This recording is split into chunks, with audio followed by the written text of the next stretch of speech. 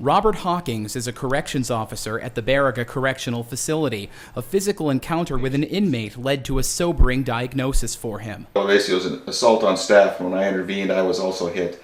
And from that point on, I started having headaches, and a follow-up CT for looking for bleeding actually had an accidental find of hopefully a benign brain tumor. He turned to Marquette General Health System and the Mayo Clinic in Minnesota. Neurologists at Mayo told him he should have an open craniotomy, where the skull is cut wide open and the brain is lifted before the tumor is removed. But there's more advanced procedures out there, and one of them is called the keyhole approach, where they make a small incision and remove the tumor endoscopically. The tumor is vacuumed out through an incision near an eyebrow. Robert learned about the keyhole approach on his own over the internet. He found a physician at the Skull Base Institute in Los Angeles who's performed the procedure thousands of times. Well, it's a little off the beaten path. There's actually many places that do this, but this man has been doing it for the longest, and he's had over 4,500 patients. Robert will be in the hospital for 2 days. He'll be returning home after 5 days, and he should be able to return to work in about 2 weeks. Where if I went through an open craniotomy, which is what Mayo recommended, I would be in the hospital in intensive care for 5 days,